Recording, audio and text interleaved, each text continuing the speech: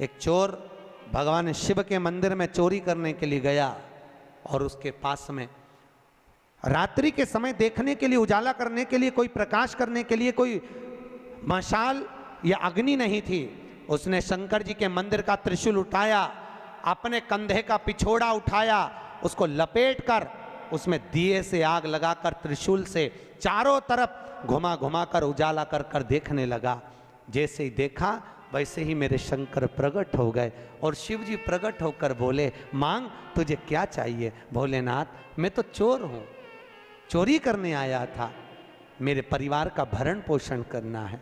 भोलेनाथ जी बोले, आज शिवरात्रि के दिन तूने रात्रि के समय पर मध्य रात्रि में मेरे मंदिर में प्रकाश करा है, इसलिए मैं तुझे वर देता हूं, जा कुबेर के सिंहासन पर तू बैठेगा।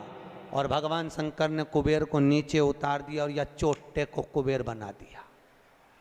सोचो कितना दयालु होगा, चोर को कुबेर बना दिया। जिस कुबेर की तुम पूजन करते हो ये चोट्टा है, चोर है।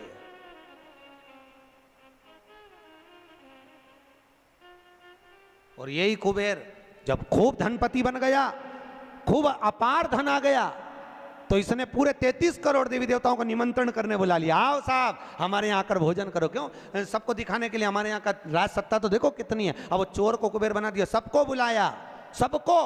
और शंकर जी को बुलाना भूल गया। इतने में देवऋषि नारद जी वहीं से आ गए। नारद जी ने कहा, क्या बात है कुबेर जी? कुबेर जी बोले, आज हमारे यहाँ भोजन है, कल आप भी आना, बड़े प्रेम से पाना। नारद जी बोले, हम तो पालेंगे, पर ये तो बता चोटे, तेरे को जिसने कुबेर बनाया उसको बुलाया? कि महाराज मैं उसको भूल गया। होता है, दुनिया के लोगों की रीति है। जब व्यक्ति जिसके माध्यम से आगे बढ़ जाता है, बढ़ते चले गया, धनपति हो गया, सब कुछ बना लिया, पर जिसके पूंजी से, जिसके धन से, जिसकी संपदा से, जिसके आशीर्वाद से व्यक्ति आगे बढ़ता है, उसको व्यक्ति भूल जाता है। बस उसी को भूला, उसी को। बाबा कुबेर जी ने कहा मैं तो भूल गया, अब क्या करूं? नारद जी ने कहा जाओ विनती करो। नारद जी ने जैसे ही कहा, कुबेर दौड़ कर गया भोलेनाथ जी के पास में। हर हर। भोलेनाथ जी ने पूछा, बोलो क्या बात है? इतने में कुबेर बोला, प्रभु मेरे से गलती हो गई, मैं आपको निमंत्रण देना भूल गया। शंकर जी बोले, कोई बात नहीं, देखो ये बड़ी बड़ी पार्टियां तो मैं तो वैसे भी अटेंड नहीं करता भैया, इतनी बड़ी बड़ी पार्टी मैं अटेंड नहीं कर सकता, तो कौन अटेंड करेगा? इतने में भगवान भोलेनाथ जी बोले, मेरा जो छोटा बेटा है गणेश, वो अटेंड करेगा। इतने में कुबेर बोला, प्रभु वो इतना सा तो रखा है, क्या खाएगा? इतना तो केना था। शंकर भगवान को हंसी आ गई, इसीलिए तो उसको अटेंड करने भेज रहा हूं, इसीलिए उसको भेज। वो क्या खाएगा? बाबा भोलेनाथ जी बोले, अब तो इस समय बताएगा कितना खाता है। कार्तिकेय जी को गुस्सा आ गया। कार्तिकेय जी ने अंदर माता पार्वती से कहा, माँ माँ। माता पार्वती जी ने पूछा, क्या बात है? माँ घर का बड़ा बेटा कौन है? भगवान पार्वती जी ने कहा, कार्तिकेय तू। जब बड़ा बेटा मैं हूं तो सबसे पहले पार्टी अटेंड करने का हक किसका? तेरा। तो शंकर जी ने, पिताजी ने गणेश जी को कुबेर भैया के यहाँ भोजन करने क्यों भेजा? शंकर जी आएंगे, उनसे पूछेंगे। भोलेनाथ जी जैसे ही आए, पार्वती ने पूछा, क्यों उपद्रव करवाते हो प्रभु, ये सब प्रपंचा क्यों करवाते हो? जब तुम्हारे दोनों बेटे बराबर हैं तो फिर ये बड़े को तुमने भेजा क्यों नहीं? इतने में शंकर जी बोले, मुझे मालूम है कहाँ पर, कौन सी पार्टी में, किसके घर किसको भेजना, लिफाफा लेके। मुझे सब मालूम, कौन सी शादी किसको अटेंड कराना है, ये मुझे मालूम है, इसलिए मैंने गणेश जी को वहां भेजा। और गणेश जी से कहा, बेटा अच्छे से जीवना। गणेश जी बोले, पिताजी नाक कटाऊंगा नहीं, क्योंकि नाक मेरी लंबी है, तुम चिंता करो मत। जीवने बैठा तो उठूंगा नहीं जब तक आपकी सूचना आएगी नहीं। और गणेश जी महाराज पहुंच गए। शाम को 7 बजे भोजन का टाइम, 4 बजे पहुंच गए। और 4 बजे जैसे गणेश जी पहुंचे, आवाज लगाई कुबेर भैया, कुबेर भैया। अब जैसे ही बोले कुबेर भैया, तो कुबेर भैया तो नहीं आए, कुबेर जी की धर्मपत्नी निकल कर बाहर आ गई। और कुबेर जी की पत्नी ने कहा गणेश जी भोजन का टाइम तो 7 बजे। इतने में गणेश जी बोले भाभी जी सब लोग जिमने आ जाएंगे, मैं छोटा सा कहाँ बैठ के जिमूंगा, इसलिए आ गया। अंदर से कुबेर जी बोले अब आ गया है तो जिम लेने दो, अच्छा है जितने जिम के जाएंगे टाइम तो निकल जाएगा, और समय 33 करोड़ देवी देवता का भोजन बना, इसको जल्दी जल्दी जिमा जुमू के न चीत कर। ऐसे गणेश जी को बिठाया, आओ गणेश जी बैठो। भाभी ने कहा बैठो। गणेश जी बोले भाभी बैठ जाऊं? हाँ बैठ जा। चौकी लगा के गणेश जी के बिठा दिया, और अब थाली जैसे ही लगी, भाभी थाली लगा के लाई,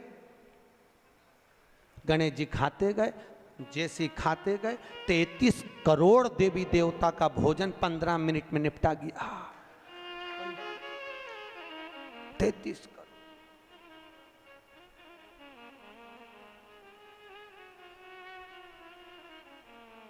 करोड़। अब 33 करोड़ देवी देवता का भोजन जब 15 मिनट में निपटा, सारा भोजन खत्म। गणेश जी आवाज लगाए भाभी और लिया। भाभी गई तो चने की दाल की बोरी, चावल की बोरी, आटे की बोरी, सूखी सूखी धरी आई। वो सूखा सूखा ही खा गया। घर का जितना माल था, दुकान का जितना माल, भंडारे का जितना माल, सब खा गया। इतने में कुबेर जी की पत्नी दौड़ती दौड़ती गई, स्वामी स्वामी। स्वामी जी बोले क्या हो गया? कुबेर जी बोले हुआ क्या कि वो सब खा गया। कि कौन? तो कि वो गणेश। तो कि वो तो इतना सा था। तो वो इतना सा तो है पर तोन जोरदार है, सब खा गया। इतने में कुबेर जी नारद जी के पास पहुंचे, तो नारद जी तो आनंद में लगे हुए थे, खूब अलमस्ती। नारद तो नारद, वो तो अलमस्ती में। श्रीमन्नारायण श्रीमन्नारायण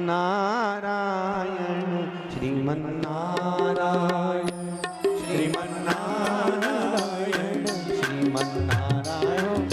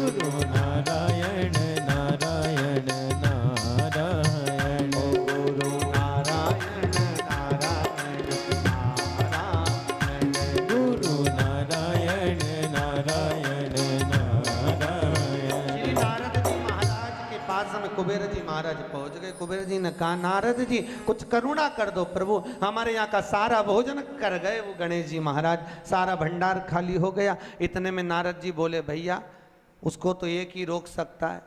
कौन? कौन रोकेगा? कि भोलेनाथ जी के सिवाय कोई नहीं रोक सकता। जाओ भोलेनाथ जी से विनती करो। और उसी समय पर कुबेर जी दौड़ कर गए भोलेनाथ जी के पास में।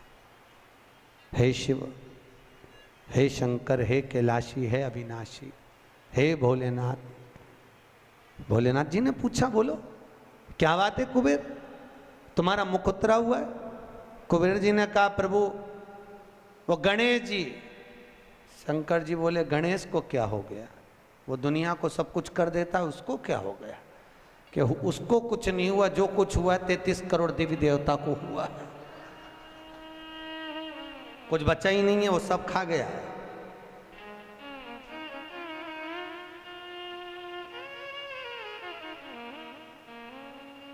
भगवान शिव ने कहा क्या चाहते हो? उनको जीमने से रोक दो प्रभु, कुछ बचा ही नहीं है, आप देखेंगे। शंकर जी ने एक दुर्बा उठाकर दे दी कि गणेश जी को दे देना कि ना ये दांत खरोच ले।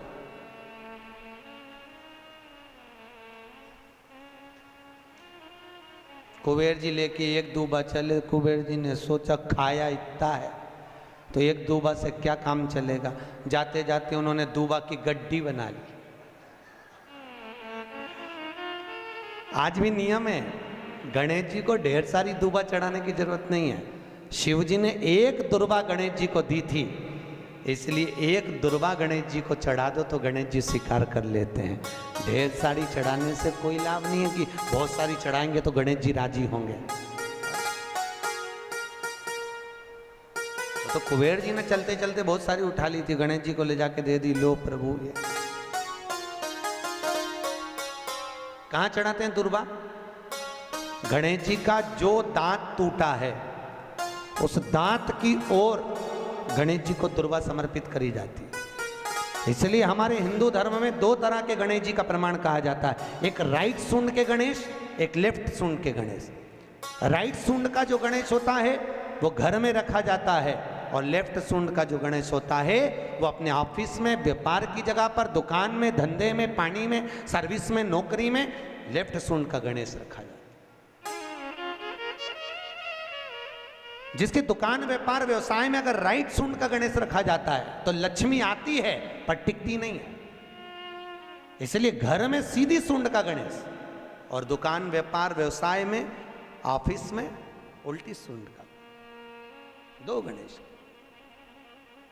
तो इसका मतलब ये थोड़ी ना कि तुम्हारे घर में गणेश जी बैठा तो तुम उठा के बदल लिया, यहाँ कहाँ दिया, यहाँ कहाँ दिया। अब रखे रहने। हमेशा याद रखो, गणेश चतुर्थी के बाद अनंत चतुर्दशी पर जब गणेश जी का विसर्जन करते हैं तो गणेश जी की 2 धर्म पत्नियां, वैसे तो गणेश जी की कुल मिला के 5 पत्नी, कितनी है? गणेश जी की 5 पत्नी। पहली श्री, दूसरी तुष्टि, तीसरी पुष्टि, चौथी रिद्धि और 5वीं सिद्धि। कितनी है? 5। ये व्यक्ति के नाम के आगे जो लिखा रहता है ना श्रीमान, ये श्री संबोधन कहाँ से आया? और एक पीछे लिखते हैं, जैसे नाम के आगे लिखते हैं श्री और पीछे लगाते हैं जा में ई की मात्रा जी। लिखते हैं कि इधर नहीं लिखते? लिखते हैं श्रीमान अग्नि प्रसाद जी, श्रीमान बद्री प्रसाद जी, श्रीमान हरीश प्रसाद जी। तो श्री आगे क्यों आया और जी पीछे क्यों आया? कौन ने लगाया? किस लिए लगाया? कौन ने बताया कि आगे श्री लिखो? किसी के नाम के आगे जी लिख दे, पीछे श्री लिख दे, मर्जी अपनी, अपन कुछ भी लिख सकते हैं। और किसने कहा कि आगे श्री लिखो? क्योंकि गणेश जी महाराज जब विवाह करने जा रहे थे और गणेश जी की जब बारात जा रही थी तो यमुना जी के तट पर गणेश जी की प्रथम पत्नी श्री गणेश जी के चरण पखारने के लिए खड़ी हो गई और प्रथम गिनती में जब गणेश जी चलने लगे तो श्री ने उनके चरणों को रोक लिया और कहा, प्रभु मैंने आपका आवाहन करा है, मैं आपको अपने पति के रूप में देखती हूँ। भगवान गणेश जी ने कहा, तूने प्रथमता में मुझे पाया है, जिसके नाम के आगे तेरा संबोधन लगा रहेगा वो जगत में प्रसिद्ध होता चले जाएगा। इसलिए श्रीमान लिखा जाता है। अब जी का संबोधन कहां से आया वो भी समझ लीजिए। हर कहीं से थोड़ी ना लगा दिया जाता है कि जी कहां से आ गया। एक पत्नी भी लगाती है ए जी, और जब वो बोले ए जी तो तुरंत खसक लो जी, नहीं तो 500 गया जी। उसके जी में थोड़ा भारीपन है।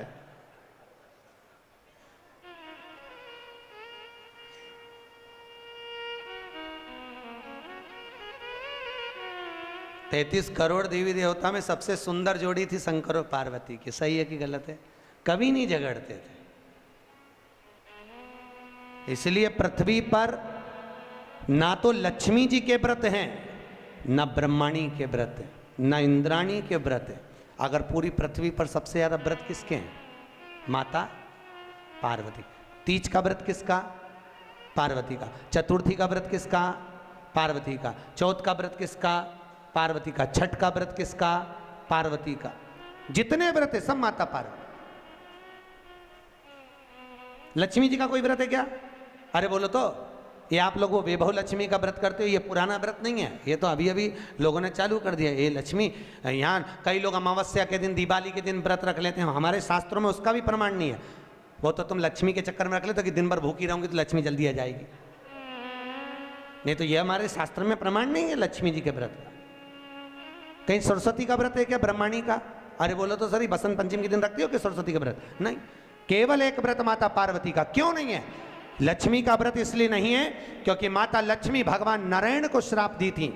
जब लक्ष्मी जी श्रृंगार कर रही थी और इतने में भगवान विष्णु आ गए और भगवान विष्णु ने लक्ष्मी जी का मुख देखा, देखकर हंस दिए। इतने में लक्ष्मी को क्रोध आ गया, हे नारायण तुम मुझे देखकर हंसे हो घोड़े की तरह, इसलिए मैं तुम्हें श्राप देती हूं, तुम्हारा सिर कट जाए और तुम्हें घोड़े का मुख लग जाए। तो भगवान नारायण को घोड़े का मुंह लगा और नारायण का हयग्रीव अवतार हुआ। कौन सा अवतार? हयग्रीव। ये लक्ष्मी का श्राप नारायण को लगा था, इसलिए लक्ष्मी का कोई व्रत नहीं। ब्रह्माणी ने ब्रह्मा को श्राप दिया था पुष्कर राज की भूमि पर। जब पुष्कर राज की भूमि पर यज्ञ हो रहा था, ब्राह्मणों ने कहा ब्रह्म देवता मुहूर्त निकल रहा है, जल्दी यज्ञ में बैठो। ब्रह्मा जी ने नारायणी से कहा, ब्रह्माणी से कहा, ब्रह्माणी जल्दी चलो, सरस्वती जल्दी चलो, यज्ञ में बैठना है। ब्रह्माणी ने कहा भी आई तैयार होके। ब्रह्माणी तैयार होने में लगी रही, बहुत समय निकल गया, मुहूर्त निकलने लगा। ब्रह्मा जी से ब्राह्मणों ने कहा ये मुहूर्त निकल रहा है। ब्रह्मा जी ने कहा करें क्या? इतने में ब्राह्मणों ने कहा तुम बताओ क्या करें? ब्रह्मा जी बोले आपको जो करना है करो। ब्राह्मणों ने गाय को पकड़ कर ले आए और गौ माता को खड़ी कर कर गाय के सामने वेद ध्वनि करना प्रारंभ करा। जब वेद ध्वनि करी तो गाय के मुख से वेद माता गायत्री को प्रकट कर लिया। गायत्री को प्रकट करा, ब्रह्मा जी के पास में गठजोड़ा बांधकर बिठा दिया। जैसे बिठाया उसी समय पर ब्रह्माणी आ गई और ब्रह्माणी ने आकर देखा ब्रह्मदेव तुमने मेरी जगह पर दूसरी नारी को बिठाया है, मैं तुम्हें श्राप देती हूं, तुम्हारे पृथ्वी पर कहीं मंदिर नहीं बनेंगे। ब्रह्माणी ने श्राप दे दिया।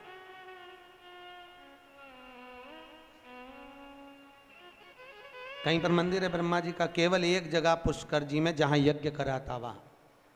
तो ब्रह्माणी ने ब्रह्मा को श्राप दिया, लक्ष्मी ने नारायण को श्राप दिया, इंद्राणी ने इंद्र को श्राप दिया, पर एक माता पार्वती ऐसी थी जो कभी ऊंची आवाज में बात नहीं करती थी। इसलिए पृथ्वी पर सबसे ज्यादा व्रत माता पार्वती के होते हैं। व्रत तुम्हारे भी चालू हो सकते हैं, तुम ऊंची आवाज में नहीं बोलो तो व्रत करा, दिक्कत नहीं है। व्रत तुम्हारे भी हो जाए चालू, बस तुम मीठा बोलो तो व्रत चालू करने में किसको दिक्कत। कई कई बुजुर्ग माताओं के तो आज तक व्रत चलते हैं, सही है गलत है? कई कई माताएं कहती हमारी सास ऐसी थी, इतनी बढ़िया गुरुजी, हमारी दादी सास ने ऐसा नियम बना दिया तो नियम चल रहा है। ये व्रत नहीं तो और क्या? जो सास दादी सास बना के चली गई वो नियम आज तक चल रहा है। ये व्रत ही तो है, उन्होंने अच्छा करा इसलिए नियम चल रहा है। तुम भी कुछ अच्छा करो, खूब प्रेम से बोलो, मीठा बोलो, अच्छा बोलो, तो तुम्हारी बहुएं भी कहेंगी हमारी सास इतना जोरदार बोलती थी, इतना जोरदार, तो तुम्हारे व्रत चालू हो जाए। अब तुम जब भी बोलो तो चामुंडा और चंद्र घंटा की तरह बोलो, तो कौन व्रत करे तुम्हारा? कौन व्रत करे? मीठा, अच्छा बोलो, विद्वत्ता से परिपूर्ण बोलो, प्रखर। अब केवल एक मां, समय आया, श्री वेद व्यास जी ने वर्णन किया है शिव महापुराण का सुंदर लेख कानन। 24,000 श्लोक शिव महापुराण में है, 12 संहिता, 12 खंड है। देखो, भागवत की रचना वेदव्यास जी ने इसलिए करी कि वेदव्यास जी को अपने मन में आत्मा की शांति के लिए कुछ करना था, आत्म तृप्ति के, आत्मोद्धार के लिए। और जब आत्मोद्धार के लिए वेदव्यास जी ने श्रीमद् भागवत की रचना कर दी, उस रचना के बाद में जगत के लोगों को जगत कल्याण के लिए, जिसको देखो कोई तन दुखी, कोई मन दुखी, कोई धन बिन रहत उदास, तुलसी या संसार में सुखी राम का दास। भगवान वेदव्यास जी ने देखा दुनिया के लोग बड़े दुखी हैं, कोई धन से दुखी है, कोई तन से दुखी है, कोई मन से दुखी है, तो वेदव्यास जी ने सोचा अब करा क्या जाए। तब वेदव्यास जी ने उसी समय शिव महापुराण की रचना कर दी, जगत के कल्याण में। जगत शिव महापुराण,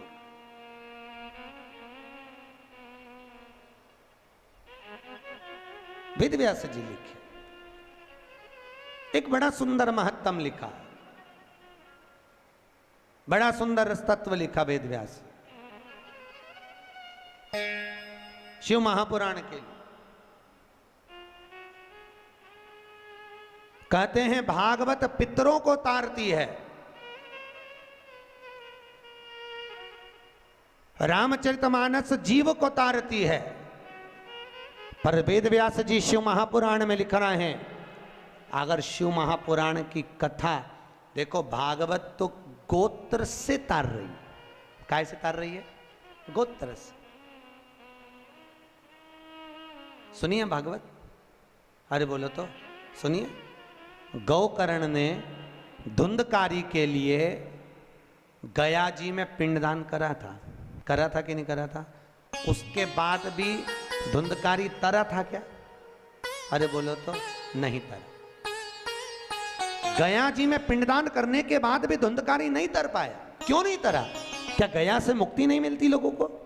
अगर गया से मुक्ति नहीं मिलती तो दुनिया के लोग गया जी में जाके पिंडदान करते क्या?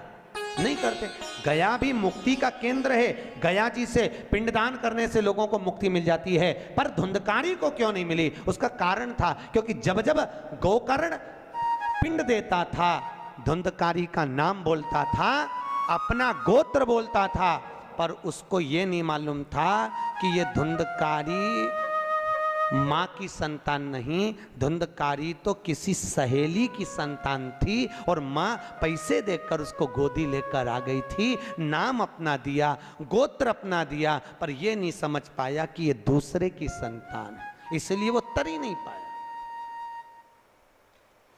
भागवत गोत्र से तारती है, राम कथा जीव को तारती है, पर शिव महापुराण कहती है अगर शिव पुराण की कथा में अगर माताएं और पुरुष वर्ग अगर कथा को सुनते हैं तो माता के पक्ष की 7 पीढ़ियां और पुरुष वर्ग के पक्ष की 7 पीढ़ियां बिना गोत्र के ही तर जाती है। शिव महापुराण की कथा बिना गोत्र। क्यों? शंकर जी का क्या गोत्र है? बोलो तो। जब उनकी शादी हो रही थी ना भोलेनाथ जी की, तो पंडित जी ने पूछ लिया था, संकल्प देते कन्यादान का। कन्यादान के संकल्प के समय पर पंडित जी बोले अमुक नाम शंकर, पिताजी का नाम शंकर, दादाजी का नाम बोलो शंकर। परदादा का नाम शंकर। इतने में पंडित जी को बुरा लग गया।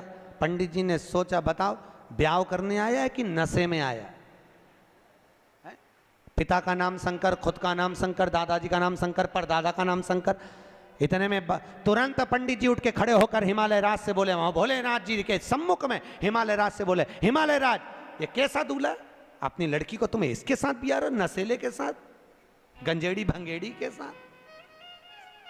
इसे इतनी सूझ नहीं कि अपने पिताजी का नाम क्या है? इतने में हिमालय राज ने अपनी पत्नी मैनावती से कहा, मैनावती तू बेटी से के, पार्वती से कहा, पार्वती तू उससे के। पार्वती ने शिव जी से कहा, प्रभु ब्याह अच्छे से कर लो, क्यों प्रपंचा मचा रहे, क्यों प्रपंचा? तो भोलेनाथ जी बोले, पार्वती मैंने गलत क्या बोला बता। अच्छा तो क्या तुम्हारे पिताजी का नाम बोलो ना। तो भगवान भोलेनाथ जी बोले, अच्छा अब की बार पूछेगा तो बिठा पंडित को वापिस बिठा। पंडित वापिस बैठा, फिर संकल्प चालू, अमुक नाम शंकर, पिताजी का नाम शंकर, दादाजी का नाम, अरे बोलो शंकर, गोत्र शंकर। इतने में तो पंडित को लगी बहुत मिर्ची। पंडित तो उठ के शादी के मंडप से बाहर, पार्वती जी ने शिव जी के चरण पकड़ लिए। बड़ी मुश्किल से एक पंडित आया, क्योंकि तुम बारात ऐसी लाए थे सब देख के भग गए, एक ही बच्चा, तुम उसको भगा दोगे तो शादी कौन कराएगा? इतने में शंकर भगवान बोले, वो ही कराएगा जो भी भाग के गया, तो चिंता मत कर। शंकर जी ने गले में से हार को उतारा और कहा, जा रे जरा धोती में घुस जा। और जैसे ही बब्बा गया, और जैसे ही गया पंडित जी के पास, पंडित भाग के तुरंत और मंत्र बोलना चालू हुए, सब मंत्र बोले। इतने में पार्वती बोले, ये तो नॉन स्टॉप बोले जा रहा है। भोलेनाथ जी बोले, अब तो पूरी भांवर करा के चुप होगा, तू चिंता मत कर, बोलने दे। अब बोले ही जाए, बोले ही जाए, बोले ही जाए, बोले ही जाए, चुप ही नहीं हो। पार्वती बोले, मर जाएगा, टेका जाएगा बापड़े के। इतने में शंकर जी बोले, तू चुपचाप बोल, वो तो बोलने दे। तो कब रुकेगा? भोलेनाथ जी बोले, जब पूरी भांवर हो जाएगी, जैसे ही अपन बैठेंगे वैसे ही बटन दबा देंगे, प्लेयर बन, तो चिंता, बोले जा बोले।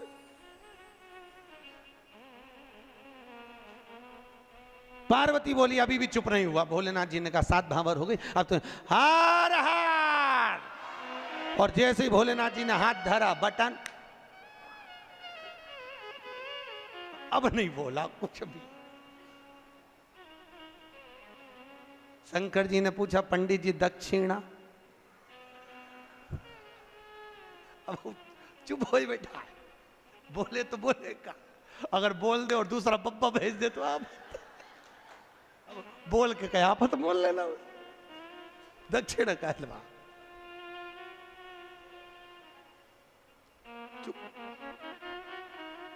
पार्वती जी ने पंडित जी का तिलक करके पूछा, आपको क्या दूं?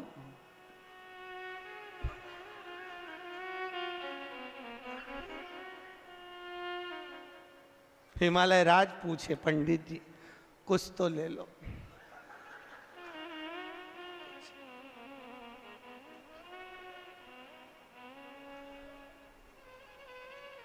पीछे से ब्रह्मा जी ने कहा, तो आप पोथी उठा के, कुछ नहीं बोला। घर पे पंडित जी की पत्नी ने पानी पिला के पूछा, शादी कैसी रही?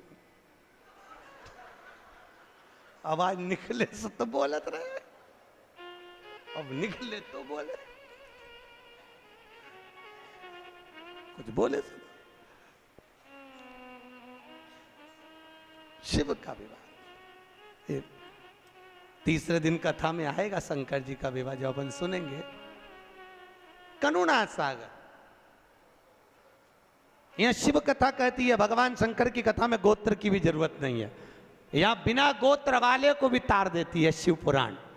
आप सुनोगे, माताओं ने श्रवण करी तो उनका माए का पक्ष की भी 7 पीढ़ी, ससुराल पक्ष की भी 7 पीढ़ी कथा को श्रवण कर कर तर जाती है। ऐसी शिव महापुराण की कथा है, शंकर की तरण तारण वाली। अब कौन ऐसी कथा होगी? भागवत गोत्र से तारे जीव को तारे राम कथा, शिव महापुराण तार। चले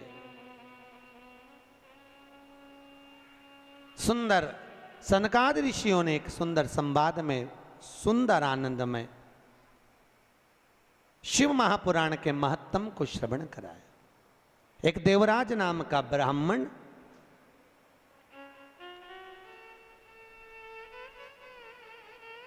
ब्राह्मण कर्म से वंचित रहा। देखो, हमारा जन्म जिस कुल में, जिस गोत्र में, जिस जगह पर हुआ है, हम उस वर्ण के अनुकूल रहे। ब्राह्मण का कर्म है शास्त्र पढ़ना, शास्त्र सुनाना। वैश्य का कर्म है धन एकत्रित करना।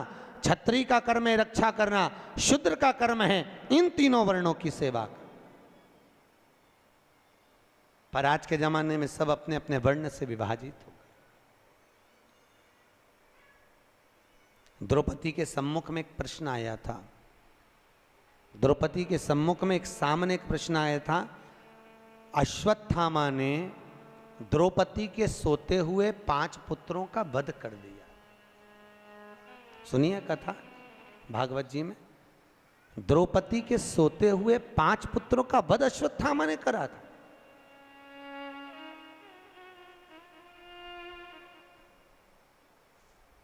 और द्रौपदी के जब 5 पुत्र मर गए, अश्वत्थामा को पकड़कर भीम ने सामने लाकर खड़ा कर दिया।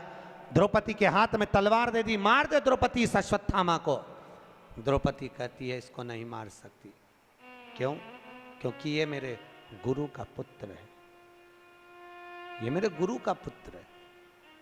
द्रौपदी, इसने तेरे बेटे को मारा, तू इसको मार दे। द्रौपदी कहती है नहीं, ये मेरे गुरु का पुत्र है। ये ब्राह्मण होकर अपने कर्म से वंचित हो गया, पर मैं क्षत्राणी होकर अपने कर्म से वंचित नहीं होंगी। मैं इसको नहीं मारूंगी, मैं इसको मारूंगी नहीं।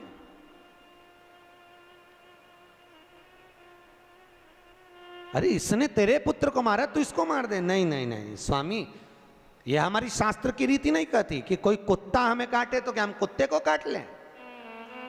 ऐसा होता है क्या? अरे बोलो तो सही।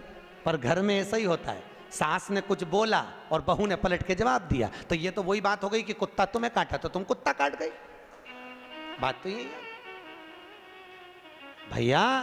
शिव महापुराण की कथा कर रही है, सास कुछ बोले, पिता कुछ बोले, बहू और बच्चों को चाहिए कि पलट कर जवाब ना दे, ना जवाब दीजिए।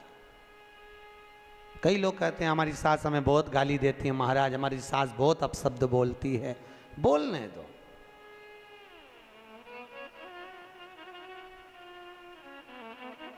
बोलने दो, बोले तो। एक पत्थर का टुकड़ा एक खदान से निकला, उसी खदान में से मार्बल का जब टुकड़ा निकला, हथौड़ी की चोट दे देकर उसकी मूर्त बनाई गई। बनाई कि नहीं बनाई? वही मार्बल का टुकड़ा जमीन पर लगा है, लोग उस पे जूता रख के चल रहे हैं। वही मार्बल की मूर्ति मंदिर में पूजा रही है। बस अंतर इतना है, जिसने चोट को सहन कर लिया वो मंदिर में पूजा गया, जो सहन नहीं कर पाया वो जूते खा रहा, वो जमीन पर लगा है। सास ससुर घर के बड़े हमको चोट दे दे कर तराशते हैं, पर हमारी आदत इतनी विचित्र है कि हम सास को ही तराश देते हैं, तो हमको तराश। महाराज बहुत अपशब्द बोलती है हमारी सास। बोलने दो, वो तुम्हें गाली दे, तुम आरती गाओ। तेरा तुझको अर्पण क्या लागे। महाराज जी वो हमको गाली दे और हम आरती गाएं, हाँ वो तुम्हें अपशब्द बोले, तुम उसके लिए भजन करो। अम्बे तू है जगदम्बे काली, जय हो गुलबर्गा वाली। काहे बोलते? मीठा बोलिए, काहे को अपशब्द? कभी मत बोलो अपशब्द।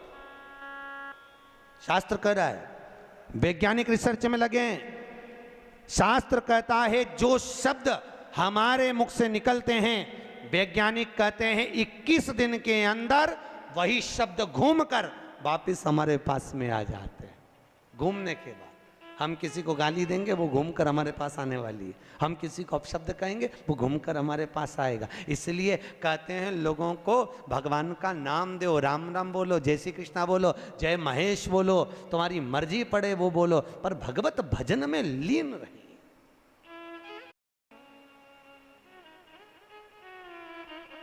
भगवत भजन में एक जगह शिव महापुराण की कथा करने गए थे। कौन सा स्थान था? मंगरूल पीर। वहां पर हमारे मारवाड़ी समाज के महेश्वरी बंधु कुछ बोले कि हम तो वेंकटेश भगवान को मानते हैं, हम कथा में नहीं आएंगे, तुमने गलत कथा रख ली शिव महापुराण की। भैया यहाँ शास्त्र कह रहा है तुम महेश्वरी महेश के वंशज हो। सही है कि गलत है? अरे बोलो तो। महेश पर आज के जमाने में लोग, सीधी सीधी बात, शास्त्र, शिव जी के कितने लड़का लड़की थे? अरे बोलो तो। शंकर भगवान के कितने बच्चे? शिव जी के 7 लड़के और 6 लड़कियां थी। कितने लड़के थे? 7 लड़के और 6 लड़कियां भगवान भोलेनाथ के। उन 7 लड़कों में से भगवान शिव के 5वें नंबर के लड़के से महेश्वरी वंश का उत्पत्ति हुई है, तब जाकर तुम महेश्वरी कहला। और तो लोग कहते हैं हम तो भैया नारायण वाले, हम शंकर जी का प्रसाद नहीं लेंगे, हम शिव के मंदिर नहीं जाते। अरे भैया क्यों लजाते हो? भगवान महेश के वंशज हो। महेश को नहीं पूछोगे, दादा बाबा को नहीं पूछोगे, तो किसको पूछो? मुझे बहुत प्रसन्नता हुई थी जब गुलबर्गा में महेश्वरी समाज की यहाँ पर अध्यक्ष बैठी है, महेश्वरी महिला मंडल की। तो आज से 12-1 साल पहले कथा करी थी शिव महापुराण की, महेश्वरी महिला मंडल ने करवाई थी। एक बार जोरदार ताली बजाओ पूरी महिला मंडल के लिए। बहुत सुंदर। ऐसे शुभ कार्य हमारे जीवन में, हम जब मृत्यु लोक में अगर जन्म लिए हैं, हमारे जीवन काल में जब हम आए हैं, और उस काल में आने के बाद में हम कुछ सत्कर्म की ओर गए,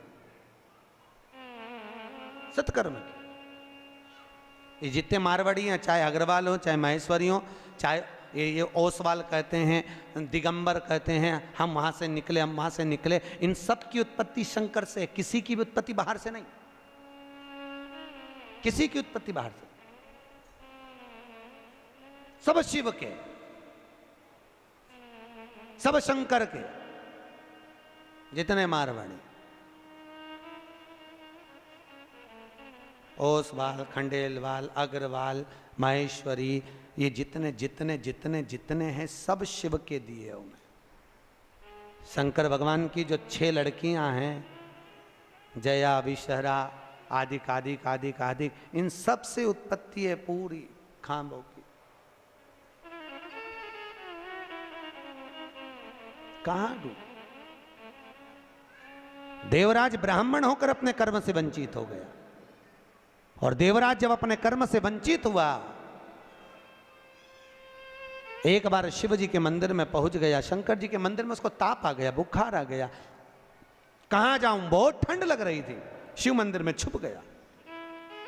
कोई ब्राह्मण शिव महापुराण की कथा कर रहा था, और भगवान शंकर की कथा को जब ब्राह्मण कर रहा, कथा को देवराज ने श्रवण कर ली। श्रवण करते ही उसका चित्त भगवान शंकर के शिवलिंग में लीन हुआ। सामने शिवलिंग था, उस शिवलिंग को देखता रहा। शिवलिंग, शिवलिंग जानते हो? अरे बोलो तो। किसका प्रतीक है? शंकर का। लिंगायत संप्रदाय के अंतर्गत, अगर आपके यहां पर लिंगायत संप्रदाय है, तो लिंगायत संप्रदाय के अंतर्गत जितना प्रामाणिकता भगवान शंकर के शिवलिंग की है, लिंगायत संप्रदाय के अंतर्गत माता हो, पुरुष हो, गले में चांदी की कटोरी में भी शंकर का शिवलिंग धारण करती। शंकर का शिवलिंग। लिंगायत संप्रदाय के अंतर्गत अगर घर में बच्चा जन्म लेता है, तो मां उस बच्चे को दूध नहीं पिलाती जब तक के लिंगायत संप्रदाय का मंत्र उस जन्म लिए बच्चे के कान में नहीं दे दिया जाता, तब तक उसको दूध भी नहीं पिलाते। जो यहां पर लिंगायत संप्रदाय का अगर कोई बैठा होगा तो उसको मालूम होगा। बेटा कोई माताएं बैठी, अरे वाह, जोरदार ताली बजाओ पूरी लिंगायत संप्रदाय के लिए, बहुत बहुत धन्यवाद। शंकर भगवान के शिवलिंग का स्मरण करना, शंकर के शिवलिंग का जलोभाग ग्रहण करना, शंकर भगवान के शिवलिंग को आनंद सुख में अपने गले में धारण करना, ये हृदय से शिव को लगा कर रखना, शंकर को अपना बना। हमारे अग्रवाल जी से हमने पूछा, बोले गुरुजी कल शोभा यात्रा वो ईश्वर मंदिर से निकलेगी। हमने पूछा वही मंदिर क्यों चुना तुमने पूरे गुलबर्गा में से? कहे गुरुजी हम वहाँ पर हर सावन में हर सोमवार को जाते रहते हैं, बाबा भोलेनाथ जी से कुछ जान पहचान ऐसी हो गई, बाबा छोड़ते नहीं हैं और हम छूटना नहीं चाहते, तो जिससे दिल लग जाता है। तो शंकर का शिवलिंग से अग्रवाल जी आपका दिल लग गया तो वो लिंग तुम्हारा हो गया और तुम उस शिवलिंग के हो गए, शिव तुम्हारा। देखो दिल लगाना बहुत जरूरी है। अमेरिका वालों ने रिसर्च करा है, अटैक की बीमारी से बचना हो तो दिल लगा लो। वो बोल रहे हैं कुत्ता पालो, वो कह रहे हैं गैया ये पालो वो पालो। हमारे वैज्ञानिकों ने, हमारे संतों ने, हमारे राष्ट्र के संत वेदव्यास जी आदि का आदि जितने संत हुए उन्होंने तो पहले से ही कहा इस दिल को लगा कर रखिए। अगर ये दिल संतों में लग गया, सत्संग में लग गया, गौ माता की सेवा में लग गया, शिवलिंग में लग गया, तो फिर ये दिल अगर वहां खुल गया तो फिर हॉस्पिटल में नहीं खुलेगा। हॉस्पिटल में उसी का दिल खुलता है जो सत्संग में नहीं खुला। इसलिए अटैक की बीमारी उसी को आती है, समझ गए?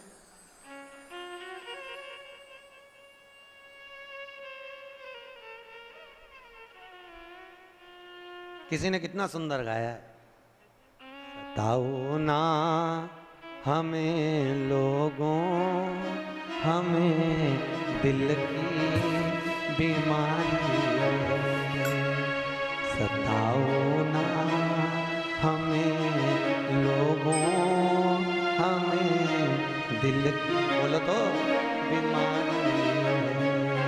हमारा वेद काशी में वो त्रिपुरारी है, हमारा वेद काशी में वो त्रिपुरारी है, सताओ ना हमें लोगों, हमें दिल की बीमारी। हमारा दिल में एक बीमारी है और जिसके दिल में बीमारी लग गई उसका एक मरीज का एक डॉक्टर, और वो डॉक्टर भी मेरा कैलाशी अविनाशी, मेरा शंकर, मेरा विश्वनाथ है। दुनिया में कोई इलाज नहीं कर सकता जो मेरा शिव कर सकता है। शंकर जो कौन करेगा?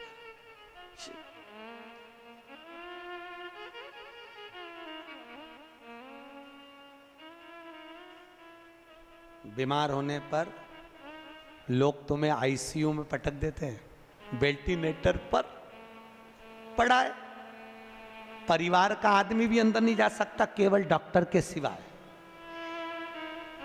कोई जाता है? बोलो तो, कोई नहीं। पर उस वेंटिलेटर पर भी, उस आईसीयू में भी एक अंदर है। वो कौन? वो त्रिकालदर्शी मेरा शिव अंदर विराजमान है। इसलिए कहते हैं जब व्यक्ति को घात आती, एक्सीडेंट होता है, तकलीफ आती, अटैक आता, शुगर बढ़ती, बीमारी आती, कोई किसी देवता को याद नहीं करता, ना नारायण, ना कृष्ण, ना देवी, ना देवता। अगर कोई याद करता है तो केवल शंकर को महामृत्युंजय का जाप करवाता है। क्यों? क्योंकि शिव है तो श्वास चल रही है, शिव निकल गया तो केवल शव रह गया। इसलिए उस शंकर को याद करते कि निकल कर चले मत जाना, आईसीयू में रहना, आईसीयू में वेंटिलेटर पर रहना। जब तक हमारे यहाँ का जीव पड़ा है तब तक शिव उसके अंदर रहे। शिव है तो शरीर है, और शिव गया तो केवल शव है। हरो का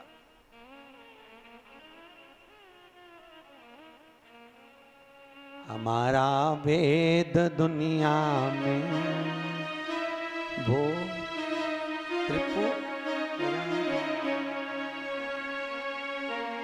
एक बहुत अच्छा भजन हमारे भगत लोग गाते हैं, काल क्या करेगा।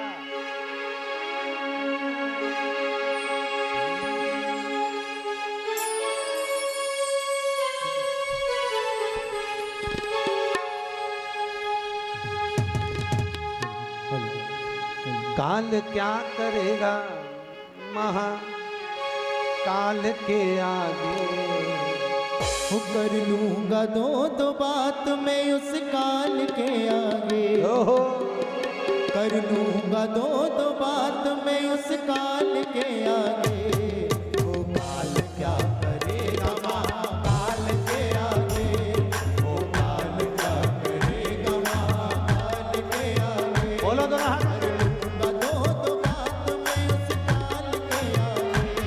कर लूंगा दो बात मैं उस काल के आगे।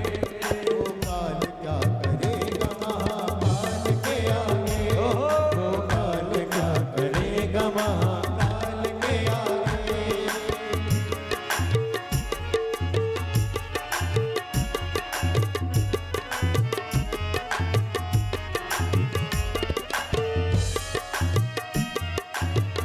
बड़े भाव ताली बजाने से सांप निकल जाता है।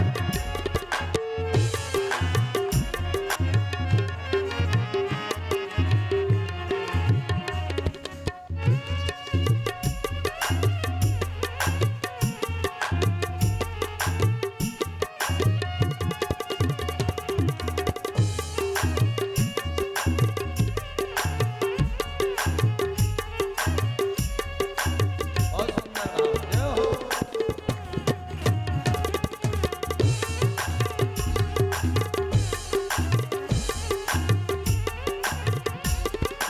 वाहे भोलेनाथ का देवों के हैं अवसर। वाहे भोलेनाथ का देवों के हैं अवसर। बैठे हैं समाधि में वो गोरा के हैं हर हर। बैठे हैं समाधि में वो नहीं हर हर। बैठे हैं समाधि में वो गोरा के हैं हर हर। या गोरा के हैं हर हर। चमक चंद्रमा शिव भाल के आगे। चम चम चमकता चंद्रमा शिव भाल के आगे। एक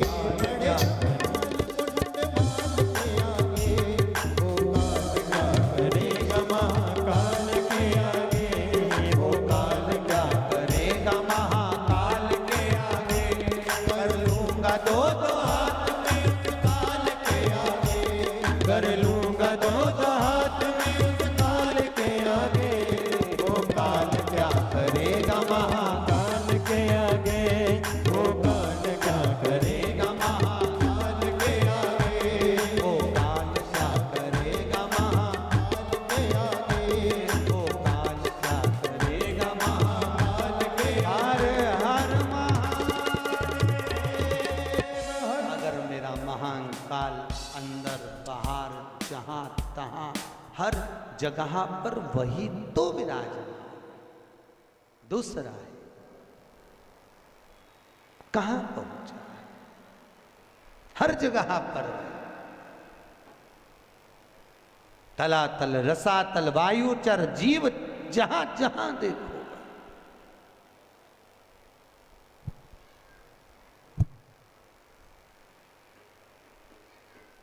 चला रहा है। शिव है तो तुम कथा भी सुन रहे हो। सही है कि गलत है? शिव है और शिव नहीं तो कुछ जोड़ जोड़ के मर गए यहीं पे छोड़। जब कोई मर जाता है तो लोग पूछते हैं गुरुजी ये बताओ लोग मर गए तो राम नाम सत्य कहते कहते कि नहीं कहते? और वो उसके अर्थी लेके जाते हैं तो फेंकते फूल मखाना और चिल्लर खुला पैसा इधर फेंकते कि नहीं फेंकते? फेंकते। क्यों फेंकते? हमने कहा भैया गरुड़ पुराण में लिखा है फूल इसलिए फेंकते हैं श्रद्धांजलि के, मखाना इसलिए फेंकते हैं कि परिवार पूरा फूला फूला छोड़ के गया इसलिए। ये पैसा क्यों फेंकते हैं? तो हमने कहा गरुड़ पुराण में नहीं लिखा, पर हम तो हमारे मन से कहते हैं कि मरने के वाले की छाती पे पैसा इसलिए फेंकते हैं कि पूरी जिंदगी जोड़ जोड़ के मर गया, अब तेरे बाप में दम हो तो उठा ले, उठा। एक एक रुपए के पीछे रात के 10-10 बजे तक बैठा रहा, खाने तक की फुर्सत नहीं मिली, कमाए कमाए कमाए जोड़ जोड़ के मर गया, उठा राम नाम। अरे बोलो तो सत्य है राम नाम, उठा। अब दम हो तो उठा ले। और कल्ला ठूर जैसा पड़ा और छाती पे पैसा पड़ा जिसके लिए पूरी दिन दिन रात रात लगा दी, खाने की फुर्सत नहीं, कमाओ कमाओ कमाओ, जोड़ो जोड़ो, 8 बजे से लेकर रात के 10-10 बजे तक दुकान नहीं छोड़े, कमाओ कमाओ कमाओ, एक एक रुपए के पीछे झगड़ा कर ले। अब उठा उठा, खुद की औलाद खुद की छाती पे फेंक रही, राम नाम सत्य के क्या, उठा ले। अच्छा ऐसा पड़ा, उठा ले। अब तो नाक में भी रुई धरी, उठा उठाओ। जिसको कमा कमा के मर गए उसी को तुम्हारी छाती पे पटका कि ये रुपया किसी काम का नहीं दादा, कर लिया सो काम है, भज लिया सो राम है, और दे लिया सो दान है। ये शिव महापुराण की कथा यही सीख देती है। इसलिए तो शंकर जी शमशान में बेफिक्र होकर रहते हैं कि अलमारी होए तो चाबी लगाना पड़े, अपन तो खुला छोड़ो और घूमने चलो। का मतलब आग लगे बस्ती में, अपन रहो मस्ती में। का मतलब क्या मतलब? नामदेव जी का चरित्र सुना? नामदेव जी, एक बार नामदेव जी की कुटिया में आग लग गई, गांव के लोग इकट्ठे हुए, उन्होंने नामदेव जी के घर में से गद्दा वगैरह चटाई वगैरह निकाल ली, थोड़ी किताब। नामदेव जी आए, उन्होंने देखा आज तो मेरी कुटिया में आग लग गई, धन्य है रे भगवान, बारे मेरा पांडुरंगा, हरि विठल, गजब करा तूने, आज अग्नि के रूप में आ गया, बारे प्रभु वाह। नामदेव जी से लोगों ने कहा हमने इतना सामान बचा लिया। नामदेव जी बोले काय को बचाया? भगवान आए थे, दे दो, लाओ दो। गद्दा भी पटक दिया, चटाई भी पटक दी, रजाई भी पटक दी। गांव के लोगों ने सोचा अपन ने तो बचाया, बताओ इसको देखो तो सही, पूरा आग में पटक दिया, अगली बार लगने दे आग, अपन एक चीज नहीं बचा। और एक गांव का लोग इसको ओढ़ने के लिए कुछ मत देना, ठंड का समय, ठंड में मर जाएगा अपने आप। नामदेव जी आगी लगी, कुकड़ते कुकड़ते सो रहे हैं। गांव के लोगों ने कहा एक रात सोएगा ना बिना रजाई गद्दा के मर ही जाएगा, मत दो एक भी। गांव के लोगों ने दिया ही नहीं, सब चले गए। इसको सबक देना जरूरी है। नामदेव जी रात को सोए, भगवान ने सोचा अग्नि के रूप में भी मेरा दर्शन करा इस नामदेव ने, मेरा भगत है, ऐसा ठंड में उकड़ उकड़ के मर जाए क्या मतलब। भगवान रात को आके मखवल का गद्दा बिछा के, मखवल की रजाई, सुंदर तकिया, सुंदर झोपड़ा बना के भगवान ने उसको सुलाया। गांव के लोगों ने सोचा चलो चल के देखे जिंदा है कि मर गया। जो जाके देखा वे तो मखवल के गद्दे रजाई में, एक नंबर झोपड़े में सो रिया। नामदेव जी को जगा के गांव के लोगों ने पूछा क्यों इतना जोरदार झोपड़ा किसने बनाया, महल जैसा? कौन आया था, तुम्हारा रिश्तेदार? नामदेव जी बोले हाँ। एक रात में बना गया? हाँ भैया नामदेव, तेरा रिश्तेदार झोपड़ा अच्छा बनाया है, ऐसा झोपड़ा हमारा भी बनवा दे। नामदेव ने कहा लगाओ आग। अभी तुम्हारे घर में आग लगाओ, वो बना के जाएगा। प्रैक्टिकल तो करो, करो तो सर। आदमी कितनी मेहनत करा वो नहीं दिखता, परंतु ये महल कैसे बन गया, ये इतना माल कैसे आ गया, ये कैसे हो गया। अरे भाई मेहनत तो लगाओ आग, अपने अपने घर में भी लगाओ, अभी आएगा रात के बनाने, लगाओ तो करना पड़ता है। भजन नहीं करो तो भगवान मिले कहा। शिव करुणा सागर शंकर ने, देवराज भगवान शंकर के शिवलिंग का स्मरण कर कर शिव में समाहित हो गया, प्राण छूट गए, शंकर के धाम गया। महत्व वर्णन करता है कि बिंदुक नाम का ब्राह्मण था जिसकी धर्म पत्नी का नाम था चंचुला देवी। क्या नाम था? चंचुला। एक होती है धर्म पत्नी, एक होती है पत्नी। ये चंचुला जो थी ये धर्म पत्नी नहीं थी, ये पत्नी थी। धर्म पत्नी और पत्नी दोनों में जमीन और आसमान का अंतर होता है। धर्म पत्नी पति को धर्म के पथ पर लेकर जाती है, धर्म पत्नी पति को शिव महापुराण तक लेकर जाती है, और पत्नी पति को सिनेमा घर तक लेकर जाती है। अंतर है। पत्नी पति को शॉपिंग मॉल तक लेकर जाती है, पत्नी पति को मायके तक लेकर जाती है, और धर्म पत्नी पति को कहती है चलो सालसर भवन में कथा चल रही है, चलो। रोज प्रतिदिन कहती है। आपसे निवेदन है 7 दिन में 1 दिन धर्म पत्नी का फर्ज अदा करना। और शिव महापुराण की कथा कहती है धर्म पत्नी का फर्ज ये भी है कि पति को धर्म के पथ पर लेकर आए, और अगर पति कथा में नहीं आ रहा हो तो जितनी कथा यहां सुनो उतनी कथा घर जाके सुनाओ। यही बात हमने पूना में मंगलवार पेट में कही थी कि जितनी कथा यहां सुनो घर जाके सुनाओ। एक नई नवेली बहू तीसरे दिन कथा में आके बोली गुरुजी आज मेरा सेठ कथा में आया है। मैंने कहा बहन मिलवाना हो। आखिरी में वो बेलपत्र लेने आया तो हमने पूछा भैया 3 दिन कथा में नहीं आया, आज चौथे दिन कैसे आया? उसने कहा गुरुजी रात को 9 से 12 सुनने से अच्छा है दिन में 2 से 5 सुन लूं। ये पूरी रात बैठ के तुम्हारी कथा सुनाती रहती है।